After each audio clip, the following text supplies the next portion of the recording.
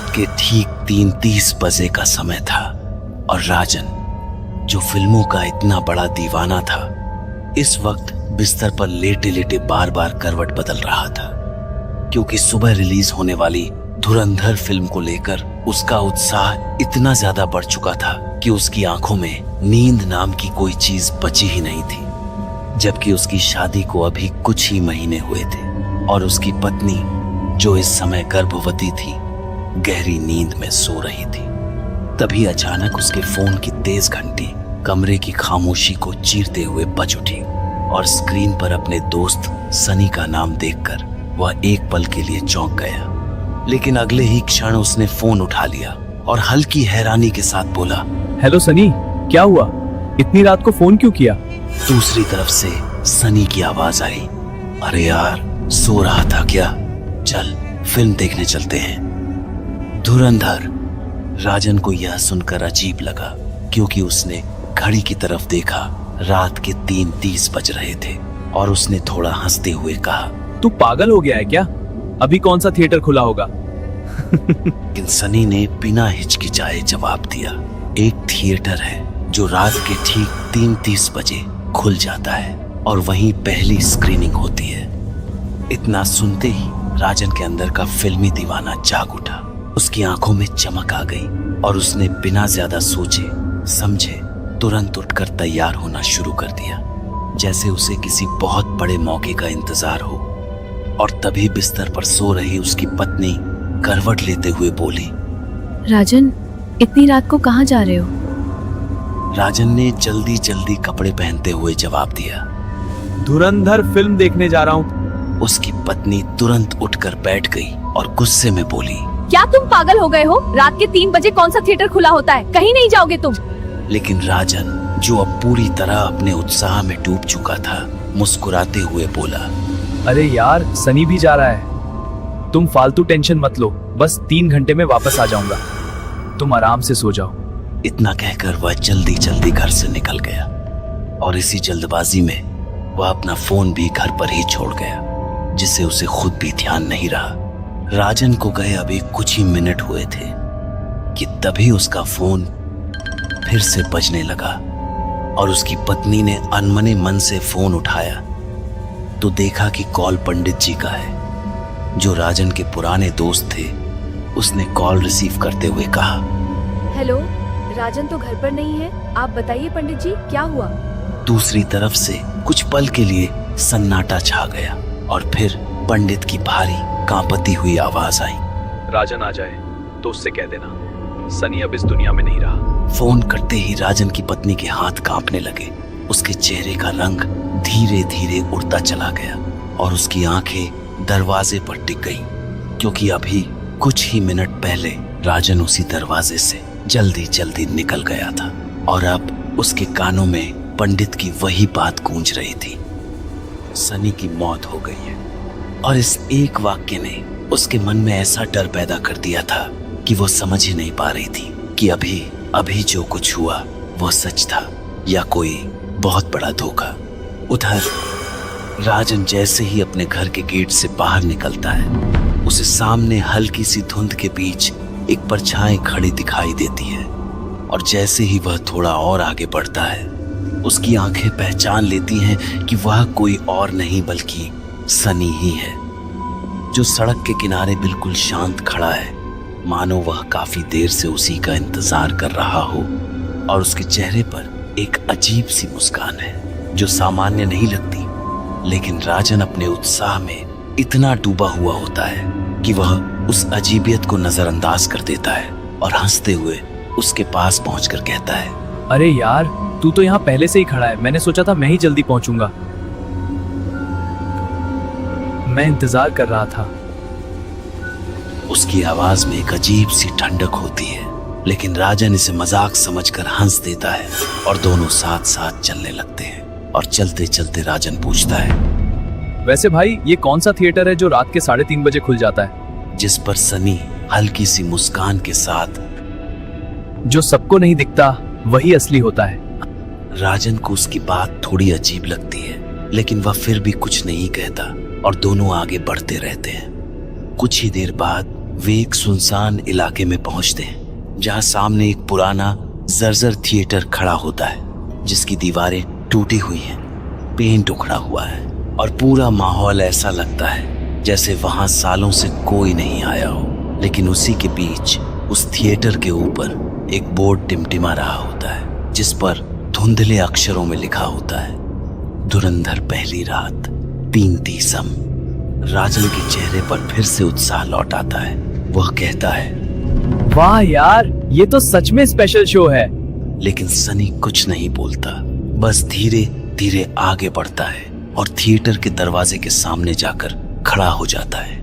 अचानक वह दरवाजा अपने आप चरमराते हुए खुल जाता है।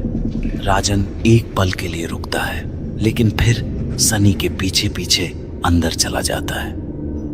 अंदर का हॉल बहुत बड़ा होता है, लेकिन इस बार वह पूरी तरह खाली नहीं होता, बल्कि कुछ लोग अलग अलग सीटों पर चुपचाप बैठे होते हैं जिनके चेहरे साफ दिखाई नहीं दे रहे होते और उनकी आंखें सीधे स्क्रीन पर टिकी होती हैं, मानो वे किसी चीज का बेसब्री से इंतजार कर रहे हो। कम लोग हैं, अच्छा है। दोनों जाकर बीच की सीटों पर बैठ जाते हैं। तभी एक वेटर धीरे धीरे उनकी तरफ आता है। उसके हाथ में एक ट्रे होती है जिसमें पॉपकॉर्न के डिब्बे रखे होते हैं और बिना कुछ बोले वह एक डिब्बा राजन की तरफ बढ़ा देता है। उसका चेहरा हल्के अंधेरे में छिपा होता है और उसकी मुस्कान कुछ अलग सी लगती है। राजन पॉपकॉर्न ले लेता है। मैं अभी आता हूँ, बाथरूम जा रहा हूँ। हाँ, जल्दी आ। सनी धीरे धीरे अंधेरे में चला जाता है। कुछ ही सेकंड बाद स्क्रीन जल उठती है। स्क्रीन पर कोई फिल्म नहीं चल रही होती, बल्कि एक सड़क दिखाई देती है। रात का समय, एक बाइक तेजी से चल रही होती है। राजन ध्यान से देखने लगता है और जैसे जैसे कैमरा पास जाता है उसका दिल तेजी से धड़कने लगता है, क्योंकि बाइक चला रहा होता है सनी। राजन के हाथ से पॉपकॉर्न गिरने लगता है, लेकिन उसे इसका एहसास भी नहीं होता। स्क्रीन पर सनी तेजी से बाइक चला रहा होता है, जैसे किसी जल्दी में हो, और अचानक सामने से एक तेज रोशनी आती है। एक ट्रक, ब्रेक की आवाज और अगले ही पल एक जोरदार टक्कर। सनी हवा में उछलता है और सड़क पर गिर जाता है। स्क्रीन पर उसका शरीर बिल्कुल स्थिर पड़ा होता है। राजन की सांस रुक जाती है। नहीं, ये नहीं हो सकता। वह घबरा कर खड़ा हो जाता है। बाकी लोग अब भी शांत बैठे होते हैं। तभी उसके पीछे से एक आवाज आती है। देख लिया? राजन धीरे धीरे पलटता है। सनी उसके पीछे खड़ा होता है। उसका चेहरा अब वैसा नहीं होता। उसकी आंखें खाली होती हैं और उसकी मुस्कान ठंडी होती है। राजन पीछे हटता है। तू तो मेरे साथ आया था। सनी धीरे धीरे उसकी तरफ बढ़ता है। मैं तुझे लेने आया था। राजन का पूरा शरीर कांपने लगता है। तभी वह महसूस करता है कि पूरा थिएटर अब उसकी तरफ देख रहा है। हर सीट पर बैठे लोग धीरे धीरे उसकी तरफ मुड़ चुके होते हैं और उनकी नजरें उसी पर टिक जाती हैं। स्क्रीन पर अचानक बड़े अक्षरों में लिखा आता है, अगला दृश्य राजन। और उसी पल पूरे थिएटर की लाइट्स एक साथ बुझ जाती हैं। अंधेरा, ऐसा अंधेरा जैसे किसी ने राजन की आंखों पर काला कपड़ा बांध दिया हो। वह चीखता है, सनी, लेकिन आवाज कहीं खो जाती है। एक ठंडा हाथ उसके कंधे पर पड़ता है। राजन की चीख गले में ही अटक जाती है। वह पलटता है। सनी उसके ठीक पीछे खड़ा है, इतना करीब कि उसकी सांस जो ठंडी है बर्फ जैसी राजन के चेहरे पर पड़ रही है। सनी की आंखों में वो काला खालीपन है और उसका हाथ अब राजन की कलाई पर कसता जा रहा है। तू मेरा दोस्त है ना, तो मेरे साथ रहे। राजन अपना हाथ छुड़ाने की कोशिश करता है, लेकिन पकड़ इतनी मजबूत है कि उसकी कलाई की हड्डी चरमरा रही है। दर्द इतना तेज है कि उसकी आंखों से पानी निकल आता है। छोड़ मुझे। और अब बाकी आकृतियां भी उसके और करीब आ चुकी हैं। उनके हाथ राजन की तरफ बढ़ रहे हैं। किसी का हाथ उसके बालों को पकड़ता है कोई उसकी शर्ट खींचता है, कोई उसका टखना पकड़ लेता है। राजन जमीन पर गिर जाता है। वो सब उसके ऊपर झुक रहे हैं, उनके मुंह खुले, उनकी सड़ी हुई सांस उसके चेहरे पर है। अंधेरे में बस उनके ढंसे हुए चेहरे दिख रहे हैं चारों तरफ, और राजन को लग रहा है कि वो उसे जमीन के अंदर खींच रहे हैं। स्क्रीन पर बड़े अक्षरों में लिखा आता है, सीट नंबर 2 भरा हुआ। उधर राजन की पत्नी का बुरा हाल था। पंडित जी का फोन कटने के बाद से वो बिस्तर पर बैठी कांप रही थी। उसके दिमाग में बस एक ही बात घूम रही थी, सनी मर चुका है। रात 11 बजे उसका एक्सीडेंट हो गया था। तो फिर राजन को 3:30 बजे किसने फोन किया? राजन किसके साथ गया? उसने राजन का फोन उठाया, कॉल हिस्ट्री खोली। सनी का नंबर था 327 आम, लेकिन सनी तो 4 घंटे पहले ही उसके हाथ से फोन गिर गया। उसने फिर से पंडित जी को कॉल लगाया। घंटी बजती रही, 1 बार, 2 बार, 3 बार। चौथी घंटी पर पंडित जी ने उठाया। पंडित जी, उसकी आवाज फट रही थी। राजन बाहर गया है सनी के साथ, लेकिन आप तो बोल रहे थे कि सनी। दूसरी तरफ कुछ पल खामोशी रही। फिर पंडित जी की आवाज आई, और इस बार उनकी आवाज में वो कंपन नहीं था जो दुख में होता है। क्या बोला तुमने? राजन सनी के साथ गया है? हाँ, वो बोल रहा था कि कोई थिएटर है, रात को खुलता है। पंडित जी, ये क्या हो रहा है?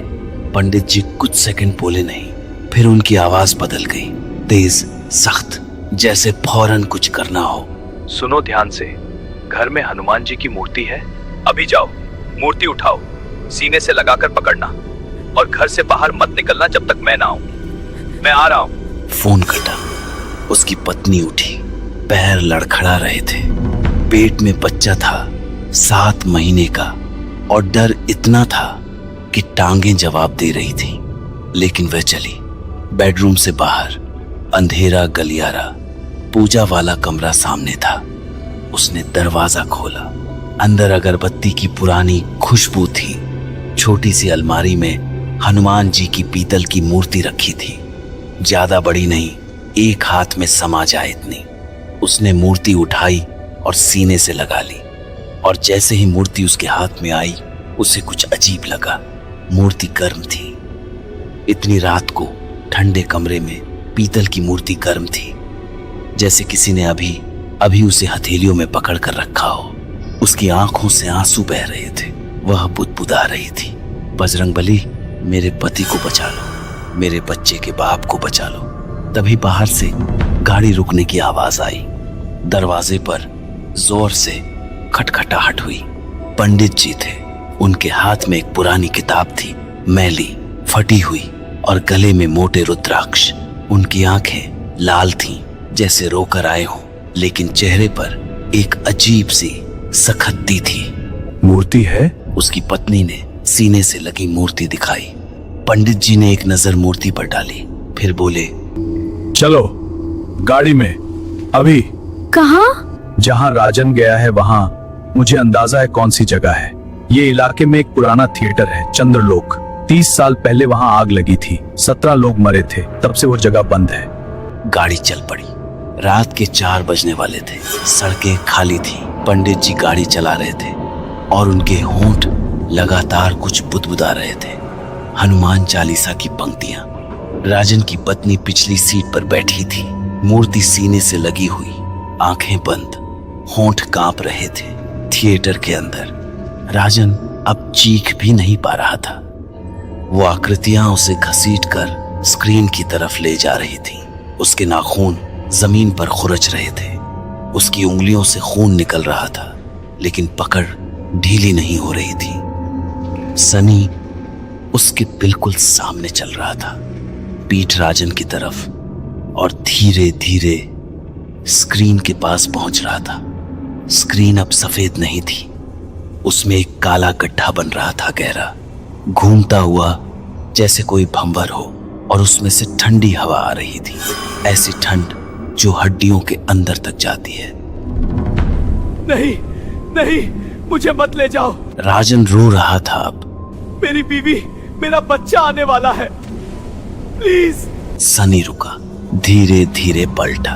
उसका चेहरा अब और बदल चुका था। एक तरफ वो अभी भी सनी दिख रहा था, दूसरी तरफ चमड़ी उतर चुकी थी और हड्डी दिख रही थी। तू बोलता था ना दोस्ती में जान भी दे दूं, अब दे। और वो सब मिलकर राजन को उस काले भंवर की तरफ खींचने लगे। राजन की आंखें बंद हो रही थी, उसका शरीर ढीला पड़ रहा था। ठंड इतनी थी कि उसे अपनी उंगलियां महसूस नहीं हो रही थी। उसकी सांस धीमी पड़ रही थी। और तभी बाहर से एक आवाज आई, जय हनुमान ज्ञान गुण सागर। आवाज धीमी थी लेकिन थिएटर की दीवारें कांपी। पूरे हॉल में एक झटका लगा, जैसे किसी ने जमीन हिला दी हो। वो आकृतियां रुक गई। उनके चेहरों पर पहली बार कुछ बदला। वो मुस्कान गायब हो गई। उसकी जगह कुछ और आया, घबराहट। उनकी खाली आंखों में कुछ हिला। जय कपीस तिहु लोक उजागर। इस बार आवाज तेज थी और इसके साथ थिएटर के बंद दरवाजे पर एक जोरदार धमाका हुआ। वो आकृतियां पीछे हटने लगी। सनी का चेहरा अब मुड़ गया था दरवाजे की तरफ, और उसकी खाली आंखों में पहली बार कुछ दिखा, डर। एक और धमाका, फिर एक और तीसरे धमाके पर दरवाजा टूटकर अंदर गिरा। बाहर से आने वाली रोशनी उस अंधेरे हॉल में ऐसे घुसी जैसे किसी ने अंधेरे को चीर दिया हो। पंडित जी दरवाजे पर खड़े थे, हाथ में वो पुरानी किताब, मुंह से हनुमान चालीसा के श्लोक, और उनके ठीक पीछे राजन की पत्नी थी, सीने से हनुमान जी की मूर्ति चिपकाए, चेहरा आंसुओं से भीगा हुआ लेकिन पैर मजबूती से जमीन पर जमे हुए। और वो मूर्ति चमक रही थी, हल्की नारंगी चमक, जैसे किसी ने अंदर दिया जला दिया हो। जैसे वो चमक हॉल में फैली। आकृतियां चीखने लगी, ऐसी चीख जो इंसानी नहीं थी, जो कानों में सुइयां चुभौने जैसी थी। और वो एक एक करके पीछे हटने लगी, सीटों के पीछे, दीवारों के अंदर, अंधेरे के उन कोनों में जहां रोशनी नहीं पहुंच पा रही थी। सनी अभी भी खड़ा था, अकेला। बाकी सब भाग चुके थे लेकिन वह हिला नहीं। उसकी पकड़ राजन की कलाई पर अभी भी थी। पंडित जी ने चिल्लाकर कहा, मूर्ति आगे करो। राजन की पत्नी ने कांपते हाथों से मूर्ति आगे बढ़ाई। चमक और तेज हुई। पूरा हॉल उस नारंगी रोशनी से भर गया। सनी की पकड़ ढीली पड़ी। उसका चेहरा बदलने लगा। वो खोपड़ी, वो काली आंखें, वो सब धीरे धीरे गायब हो रहा था। और एक पल के लिए, बस एक पल के लिए, राजन को सनी का असली चेहरा दिखा। वही चेहरा जो उसका दोस्त था। और उस चेहरे पर दर्द था, गहरा असहनीय दर्द, और उसकी आंखों में पानी था। सनी के होंठ हिले। मुझे माफ कर दो। और फिर वो गायब हो गया, ऐसे जैसे कभी था ही नहीं। राजन जमीन पर पड़ा था। उसकी सांसें तेज चल रही थी। कलाई पर नीले निशान थे, उंगलियों के निशान जो इस बात का सबूत थे कि जो कुछ हुआ वो सपना नहीं था। उसकी पत्नी दौड़कर उसके पास आई, घुटनों के बल बैठ गई, उसे पकड़ लिया। मूर्ति अभी भी उसके एक हाथ में थी और वो गर्म थी, अब भी गर्म। राजन ने धीरे धीरे आंखें खोली, अपनी पत्नी का चेहरा देखा। पंडित जी पीछे खड़े थे, उनका चेहरा पसीने से तर था। उठो, अभी यहां से निकलना होगा। पंडित जी की आवाज में जल्दी थी। राजन को दोनों तरफ से सहारा देकर उठाया गया। उसके पैर काम नहीं कर रहे थे। उसे घसीटते हुए बाहर निकाला गया। पंडित जी ने पीछे मुड़कर थिएटर की तरफ देखा। इमारत अंधेरे में खड़ी थी, खामोश, टूटी, बंद, जैसे कुछ हुआ ही नहीं। दीवारों पर झाड़ियां, टूटे शीशे, जंग लगा गेट, सब कुछ वैसा ही जैसा 30 साल से था। लेकिन पंडित जी को कुछ और दिखा थी। थिएटर की छत पर कार्नेस के पास एक परछाई खड़ी थी, छोटी, धुंधली। वह नीचे देख रही थी। पंडित जी ने नजर हटा ली, कुछ नहीं बोले। गाड़ी में बैठते वक्त राजन ने बड़बड़ाते हुए कहा, पंडित जी, वो सब लोग, वो 17 लोग थे ना, जो आग में। पंडित जी ने गाड़ी स्टार्ट की। 17 लोग उस रात मरे थे, लेकिन आज मैंने जो अंदर देखा वहां 17 नहीं थे। तो कितने थे? पंडित जी ने शीशे में राजन की तरफ देखा। ज्यादा। बस इतना बोले, गाड़ी चल पड़ी। राजन की पत्नी ने मूर्ति को और कसकर पकड़ लिया। उसका एक हाथ अपने पेट पर था जहां बच्चा था, और दूसरा मूर्ति पर। कोई कुछ नहीं बोला।